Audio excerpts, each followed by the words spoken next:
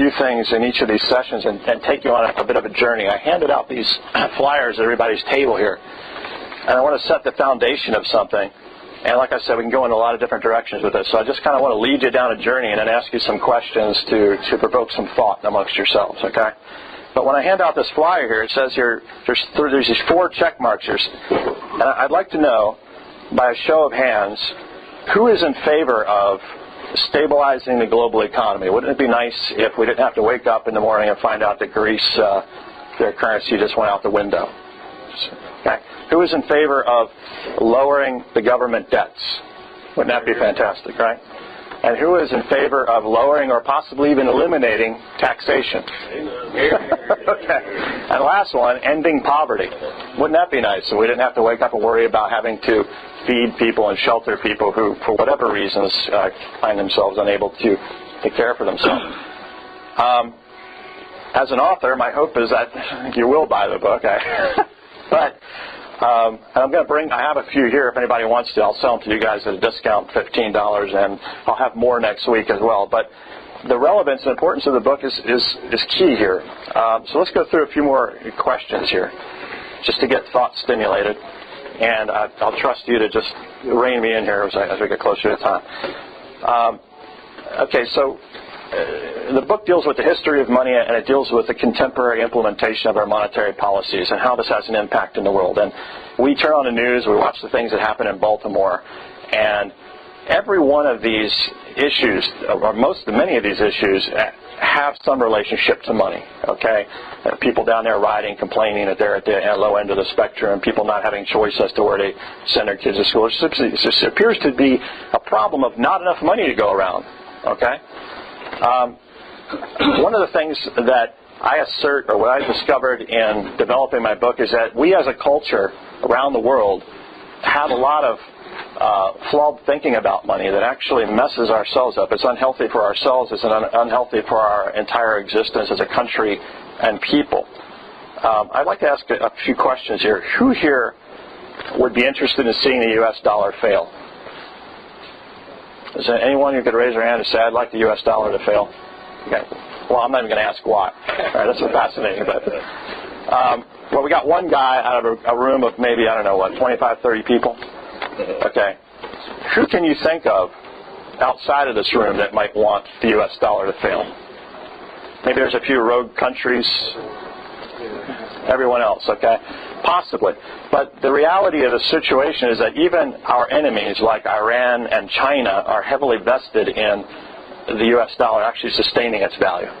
Okay, now we can argue all day long that they may have some militaristic goals and some goals outside of money, but we have done one very good thing in this country, and that is we have inserted the U.S. dollar into virtually every important element of trade around the world. So it's difficult to think that even in Iran that they wouldn't want the dollar to collapse. They certainly don't want it to happen in Iraq because they're using dollars. They don't have their own currency.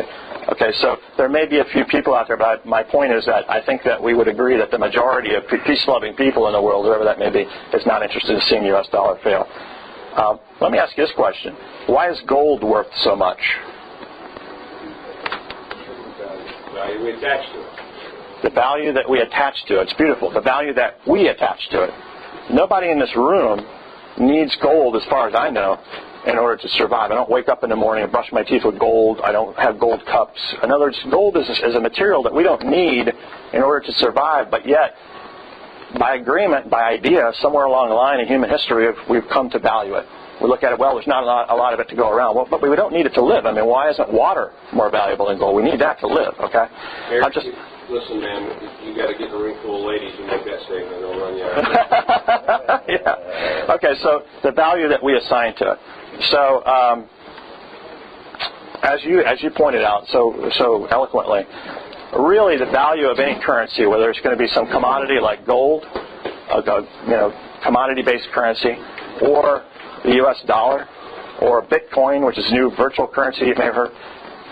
What establishes the value of those things is what we are willing to agree that the value is. In other words, the only reason a paper dollar is worth anything at all is because you're willing to accept it in exchange for goods and services. And we've all agreed in this room, or at least the majority of us have agreed, that we would like that system at least to persist because it serves a purpose for us, right? It helps us to get through our day-to-day life. If the dollar were to collapse, it would wreck our way of living. Okay, could potentially wreck our way of living. There's an interesting thing here that I mentioned in my book, and I want you guys to really understand the power around money, a different way of thinking about it that perhaps you haven't thought of before. But when Christ said, and when they asked him, should we pay taxes, and he said, whose face is on that coin there? And he said, it's Caesar's. We'll give to Caesar what is Caesar's. It's a very deep thing that he said there. What if we all just took our dollars and sent them back to the government every time we got them? We just, I have no use for this, just send it back. What would happen to the United States government if people stopped dealing in dollars? It would be powerless. It would lose much of its power, right? They wouldn't be able to hire soldiers with money without its currency. Okay, so we're really talking about an empowerment issue of the government and ourselves. There's a lot of issues around money, okay? And there's a lot of thinking that we've been brought up thinking about money too, okay? You have to work hard in order to make it. Well, how hard? How hard? These are interesting questions, okay? I'm raising these questions so that when we get to next week, I can engage with you about some real facts and realities of things that are happening throughout the world right now with respect to money and our monetary policy that you're probably unaware of. I know some of these things, I keep them very quiet, but they're happening right in front of us. And they have a profound impact on our entire lives. So if the value of money is based on agreements that we make amongst ourselves, then what we're really saying is the whole system of money, the whole system of economic value is a human invention. It's something that we have the capacity to alter and change. Okay?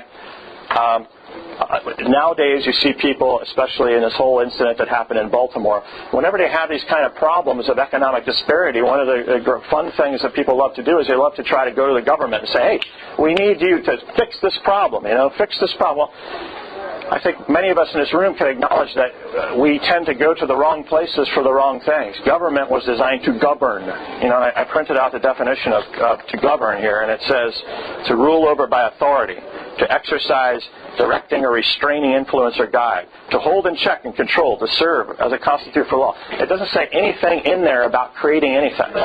Okay, government is like the brakes on your car. All right? Yet we want the government to solve these problems on our behalf. So we're going to an institution that is not a problem-solving institution. From the very first banks that were ever implemented to our current money system that we have today, it wasn't invented by the government. It's regulated by the government. The government has incredible influence over it because of its ability to regulate it, but it wasn't invented by them. So the way that we're going to get out of the economic problems that are facing us is not going to happen because of some invention of government. We can knock on the door of them all day long. Some of the ways that we can acknowledge that the government is simply not in a position to invent something new for us to cure a problem is anything they get into and try to create for us by default doesn't function properly. The healthcare system, the school system, you name it. Anytime we go to them and say, you guys come up with a solution, it is not a problem-solving mechanism. It's not designed to do that. It's there to govern. It's very different in its function, okay? So we live in a day and age now because of the global communications, the internet, the rapidity which we can see things happening in an instant, and the swiftness in which we can engage in financial transactions because of the global communications network. We have the ability, maybe for the first time in history, to actually take control and ownership over certain things that may have been out of our control in the past or difficult to control by virtue of the fact that we didn't have this communications infrastructure that we have today. So I am, at root, I'm an author. I have all this background and whatnot, but in root, I'm an activist. And one of the things that I'm activist about is that we, in sharing with people, that we have the ability to come up with solutions to problems ourselves without having to actually go to the government. If you look at the history of banking, there's always been a very tenuous relationship between banks and financial institutions and the government. The government always wants to, the financial institutions, they want, and they want, to make money and profit and all this sort of, and the government always wants to remind them, hey, we're in control here, we'll throw you guys in jail if you do something wrong, okay? But the invention of money, the invention of notes, the very notes that we carry around, that was invented by banks. It wasn't invented by the government. The government eventually stepped in to regulate it and say, we have the authority to print money and this sort of thing. So my point in saying all that is that we're living in a revolutionary day and age where we have the ability to solve some of the greatest economic problems that are facing us and to cure some of the problems that have persisted since the beginning of recorded history 3,500 years ago as we read it. there are certain constructs that we buy into in order to get along with each other, whether you live under a communist government, whether you live under a capitalist-style government, whatever the construct of the government is, there are certain elements of the government and our subscription to the government, in other words, our saying, yes, we want to have the government help us to live peaceably together, to provide certain things for us, roads and certain things that we create, but that they can govern. We want to have those abilities, but in the process of the implementation of any organization, we give up something in exchange for that. And in some cases, we don't even give it up. It's forcibly taken from us, in a case, say, of Native American Indians, okay? So what I want to share with you guys over the next couple of weeks is, just in closing, because I don't want to take up all the time here, but is that I'm sitting here telling you right now today, because of things that have been proven out there, I'll share with you what Bitcoin is and what DotMoney is specifically, but before we even get into that, we have within our grasp in this day and age the ability for the first time to cure and redesign our economic system, because it is something that, although you may feel that we have no control over, it is actually something that we have designed throughout history. It's been designed for us. The government is struggling in certain ways to make certain changes to appease people right now. When you see what I show you about some of the things they're trying to do, you're going to be in shock to say, well, they're changing a major function of the government, how money works, and nobody even knows about it. And so my point in sharing that information with you is just to disclose to you that we live in a day and age where we can see money and our monetary policy for what it is. It is something that can be controlled and manipulated by anybody, by the government, by ourselves. So we have an opportunity for once in history to create a new economic system that makes up for some of the failures that have occurred throughout history. And they're not failures that you can place blame on anyone for. I think a lot of the failures have occurred just out of ignorance, that we couldn't think of a better way of doing things. We went from off the gold standard into a fiat currency system. Now the whole world's on a fiat currency system, a debt-based system. But there are inherent problems with the design of a debt-based system that weren't contemplated in the 40s when we went into this thing. And now those inherent problems are playing themselves out every day on television, and every facet of major argument that is occurring.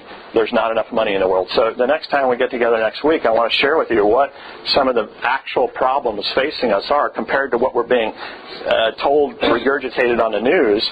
What some of the actual problems that we are facing are: lack of money itself, scarcity. Because of a debt-based system, we're never creating any new money that doesn't have to be repaid. But the population continues to expand. There's one problem right there. It's a practical problem.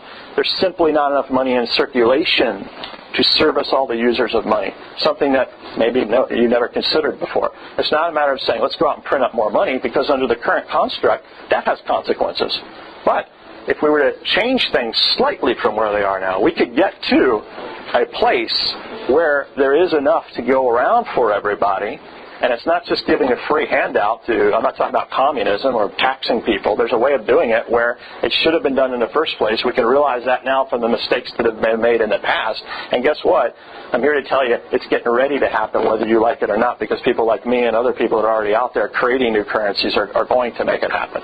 So my mission is twofold: in educating you about these things, stirring up your consciousness about it, because I have discovered in my research on the book that we have a lot of fallacy thinking about money that's hurting us and hurting ourselves, and things that could, if we change our thinking about it, could literally change our entire society and put us into that Star Trek realm where you see people sort of walking around and they don't seem to be concerned about money. There doesn't seem to be poverty. Well, how could that happen? It can happen by design. We can design it that way without taking anything from anybody, not redistributing any wealth or going to a communist system or a capitalist system outside of all that. So that's what I want to share with you guys over the next couple of weeks. My hope is that you will read my book, that you will buy it and read it. It's a fun book to read. It talks about the different ways that people have lived around money. But it's something that the men in this group should be aware of. Money in our society, our monetary policy, is at the root of virtually everything you see on the problems that are raised on all television these days. So it's an important thing to understand. If you don't agree with me, that's not a problem to me. I'd like to hear the areas that we don't agree on. But my goal is really to share with you guys and also to gain support. If you do like what I have to say, if you do like the implementation of the DotMoney thing, get out there and support. Just share it with people. Hey, it's going on. It doesn't hurt anybody, in my opinion, but I'll let you decide that. Okay. So thanks for your time. Yes.